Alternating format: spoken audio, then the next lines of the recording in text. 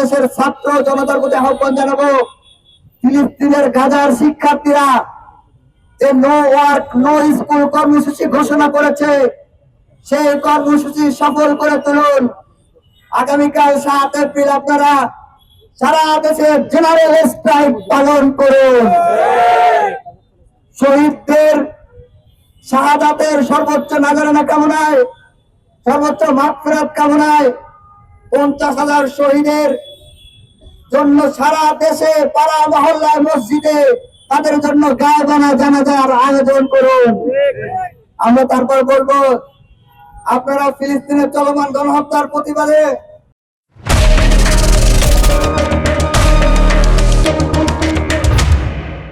School college পাড়া মহল্লা বিশ্ববিদ্যালয় থেকে গণহত্যা বন্ধ, স্বাধীন ফিলিস্তিন রাষ্ট্রের দাবিতে, পাসপোর্ট অ্যাকসেপ্ট ইসরায়েল কথা থেকে ফিরে আনার দাবিতে, বাংলাদেশের সাথে সকল ইসরায়েলি দোসরদের অর্থনৈতিক চুক্তি ছিন্ন করার দাবিতে, আওয়ামী লীগ নিষিদ্ধ করার দাবিতে পাড়া মহল্লায় বিক্ষোভ মিছিল পালন করুন সারা দেশে। আগামী 8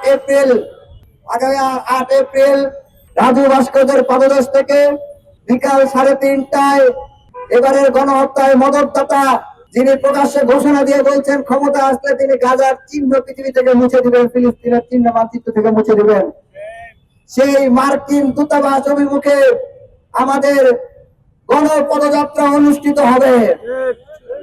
সারা দেশের শিক্ষার্থী ছাত্র জনতাকে আমরা আহ্বান জানাবো, আপনারা আগামী 8 এপ্রিল রাজু ভাস্কর্যের পদদেশে চলে আসুন। আমরা এখান থেকে ফিলিস্তিনের সর্ববৃহৎ পতাকা মিছিল নিয়ে আমরা মার্কিন দূতাবাস অভিমুখে যাত্রা করব ইনশাআল্লাহ।